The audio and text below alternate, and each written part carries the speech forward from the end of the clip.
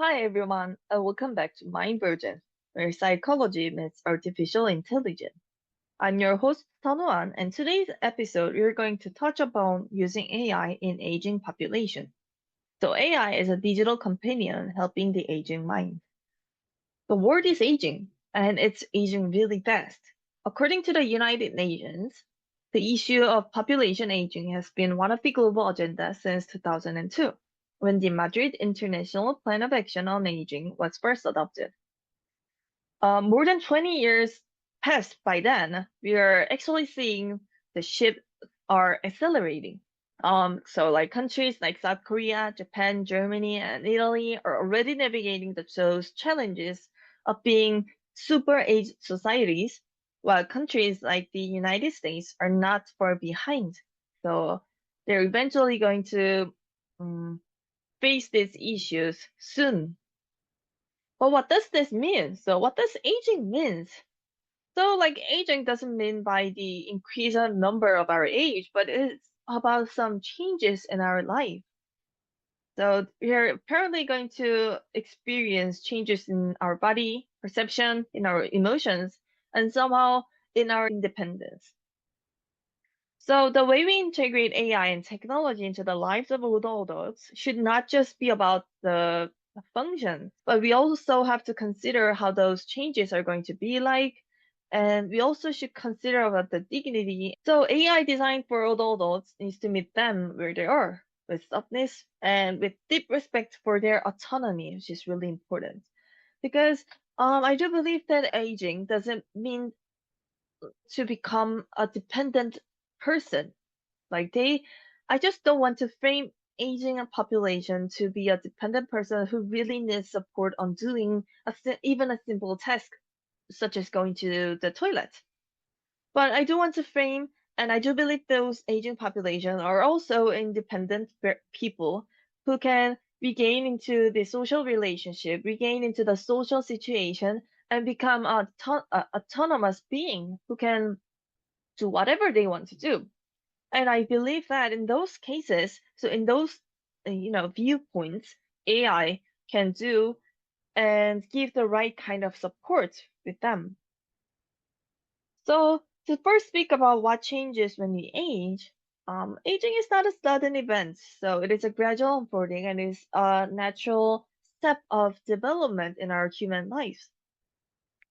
So, but these kinds of changes and this aging will touch upon every part of our lives, from how we move to how we think and connect with others. So, speaking of physical changes, we're just going to change in reaction times, especially. So, like reaction times begins to slow. Also, our visions may blur, colors may seem duller, and we may need brighter lightings to read the same text. When it comes to hearing, we would have some hard time distinguishing sounds in higher frequencies and in noisy environments as well. Balance can also become less steady, and simple things like climbing the stairs or walking on uneven ground might become a little bit more challenging than the past. So, like these shifts are not signs of failure, but so like these shifts are really a natural adaptation of our body over time. And also there are cognitive changes as well. So, for cognitive changes, not everyone experience like severe decline. So, which means that not everyone would go through severe pathologies like Alzheimer, dementia, but there are also some common changes that are happening for most of the older adults. Their process speed will slow down slightly, and people may need a few extra seconds to find the right word or recall the events. And short-term memory might falter occasionally, or like multitasking may become more mentally draining. So again, these changes aren't pathological. They are part of the brain's aging process, so which is really natural and all of the older adults would go through. When we talk about emotional changes, there are some good points too. So many older adults become more emotionally stable because based on their past experiences, they're just going to gain wisdom. They are going to know some know-hows, and they're eventually going to be emotionally stable. But when we get older, we may encounter new challenges such as life events like widowhood, death of loved ones, retirement, feeling of isolation after all, and the shrink of their social circles, role changes in their social interactions, and these kinds of changes. So, like these kinds of relational and social changes may lead the older adults to have some emotional changes, which is depression or isolation, feeling of isolated, loneliness, or so. So when you think about designing AI for older adults, can't just copy and paste what works for younger users like in their 20s. So we have to imagine the interaction. So would this font be recognizable? Would this sound be clear? Would this kinds of approach on emotion support would be effective or like those? So AI in this context shouldn't just be the same thing for the entire humanity, but also but care about those changes. And also, which is really important, they should respect their dignity and also independence. Although there are some changes, physical changes and like cognitive changes that may somehow make their daily lives a bit more challenging, but they can still be a part of a social relationship. They can still be active. They can still be enthusiastic in social relationship. And I do believe that AI should be designed based on those viewpoints. So that's why empathy or like motivation matters a lot in this case.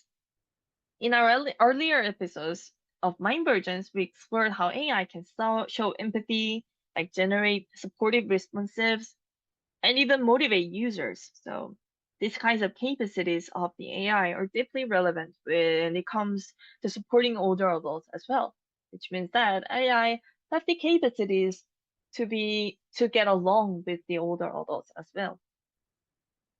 So think about it. So aging isn't often accompanied by major life transitions, retirements like loss of their loved ones, even changes in physical independence. But AI that helps manage emotion, provide companionship, or deliver gentle reminders, and also maybe they can nudge the older adults moving so that their physical decline may slow down. So these kinds of AI involvement could offer a real value in their lives. And these kinds of specific applications do have two primary goals, which is the first one, caregiving support, and second one, promoting healthy and autonomous aging.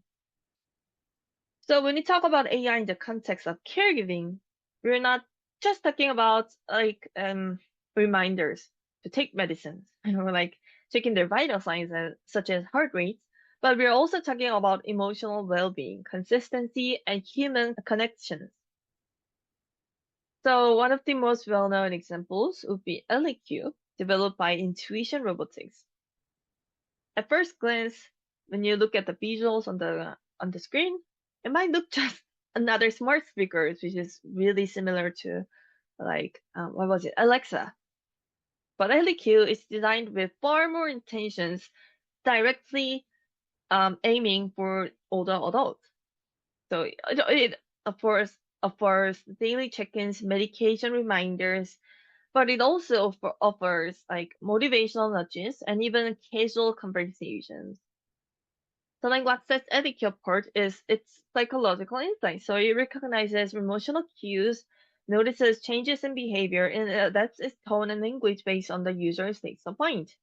And in short, it's not just about like, it's a simple reminder, but it is relating these functions, their abilities into how older adults are at that point. So the LEQ's goal is not to dominate the user's life, making them dependent, but to integrate gently into it like a real caring, reliable roommate.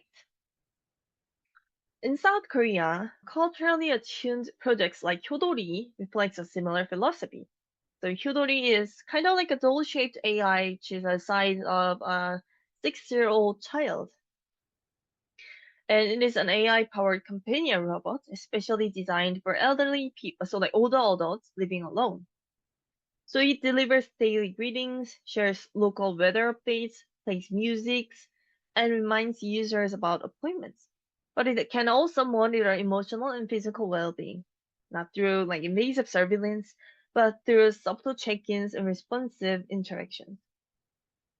Hyodori is well known for their emotional attachment with the users because Hyodori's outfit looks like their grandchild, and they're just going to offer some like emotional support, and also they're just going to chit chat with the older adults, which makes the older adults feel less lonely. And also, Hyodori is built with cultural values in mind, especially the Korean concept of kyo, which is to translate filial piety. Um, and these kinds of Korean concepts infuse care with respect and warmth. So what these AI tools are tapping into are key psychological elements of caregiving, so attachments, routine, emotional regulation, and social connections. So older adults often face a shrinking social world, and with that comes as a risk of loneliness, like depression and cognitive decline as well. But AI in caregiving aims to buffer those risks, not by replacing human touch, by filling in the gaps. So especially when the family or community care is limited, they're just going to give what they need at that point right away, which is really, really important for the users or the older adults to keep healthy and feel less lonely. So these systems aren't trying to mimic humans perfectly. Of course, they have some leakage, but instead they focus on consistency, empathy, and predictability, and try to fill in the gaps between human interventions. Um, when designed well, these kinds of caregiving AI in this space becomes a companion, a stabilizer, and sometimes a gentle source of joy for the older adults. But not all older adults want or need this constant care. So, in fact, many are living full, active lives well into their 70s and 80s and beyond.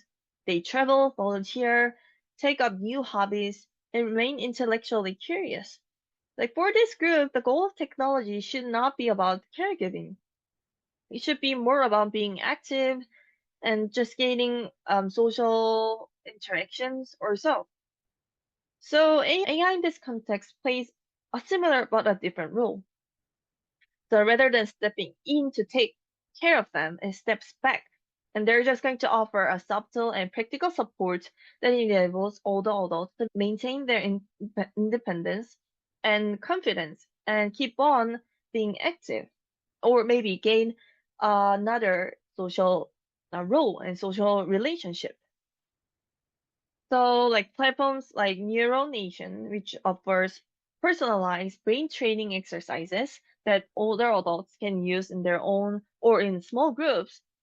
This Neural Nation or like these kinds of platforms are not just about fixing deficits or enhancing their like cognitive declines or like making slower, but it's just about keeping the mind of agile and being engaged in the society. So for example, when you play Neuronation or like these kinds of platforms with other older adults, they just have to cooperate and gain another and new social interaction and social relationship. And this will make the older adults become, less lonely and feel of being alone with the others. And also by cooperating with the others and engage in this goal in this game would make them more enthusiastic, which is kind of like an actively aging in this case. Of course, and there's another example such as Silverfit, an interactive fitness system designed specifically for older adults. And this combines motion sensing technology with playful game-like experiences, and these are widely implemented in community centers and wellness programs. So older adults will use it together and they're just going to be active but also be connected with the others, which is a win-win, which is also really beneficial. And psychological research backs this up. So studies from places like Stanford Centers on Longevity shows that older adults are far more likely to be adopted and continue using technology when it is presented as a tool for self-sufficiency. So when tech says you still got this. You can do this. Like cooperate with the others to attain the goal rather than like, let me do that for you. So like this kind of AI, which emphasizes self-sufficiency or autonomy, would be a key psychological factor tied to well-being and resilience and actively aging in later life. And that matters a lot because aging for many is not about decline, but it is about adapting. So it's just like a puberty that we've gone through when we are teenagers. So it's just really natural. And the only thing we have to do is to adapt to these changes, maybe finding a new rhythm and routines, and again discover the autonomy and be as who I want to be as. So when implementing AI in this specific time of our life stage, AI should have the potential to support that journey. So they should quietly, respectfully walk alongside us, so the older adults adapting to those changes. So what does the right tool actually look like when it comes to AI for older adults? So as we've covered before, design isn't just about aesthetics. Of course, aesthetics are really important, but I do believe that for AIs in older adults, we should consider more about its accessibility. So if an AI interface relies on tiny fonts, like abstract icons, or like fast-paced interactions, it's gonna be inconvenient, of course.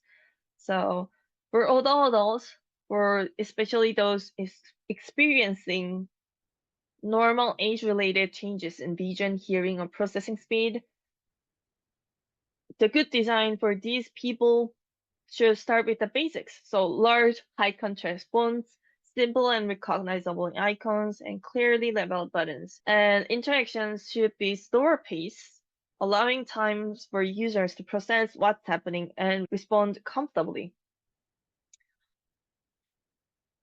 But beyond interface design, there's a deeper psychological factor, and that's autonomy, which I've highlighted on and on in this episode.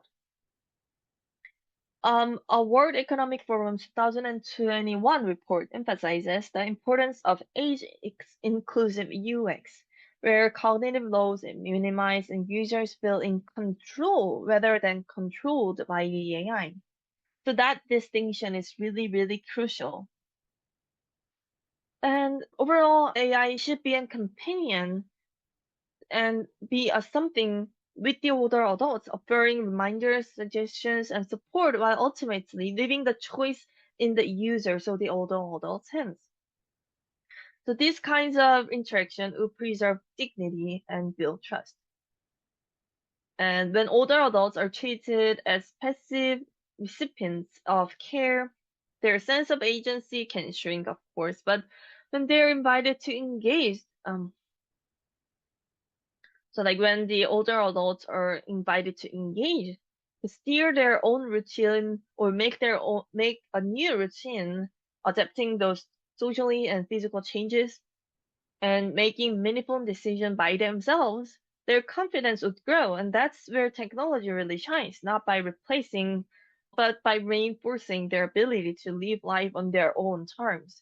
So in short, AI for older adults should be respectful, empathetic, and above all, human-centered, respecting their independence. So as we continue developing and applying AI in the space of aging, one thing is clear, they should always consider normal changes and also consider their dignity and autonomy. And this was the end of episode 5. And yeah, next week we're going to dive deeper into the ethics of AI. What are the risks of using AI in this psychological fields? What are the trade-offs between autonomy and safety? Like, and how do we ensure we are not unintentionally stereotyped, which is really critical when it comes to AI safety and AI trust. Ethics really matters a lot. So, yeah, we're just going to touch upon those ethical issues on our next episode, which is going to be our 6th episode. So, this has been Mind Virgin's 5th episode. And yeah, until next time, take care and stay curious.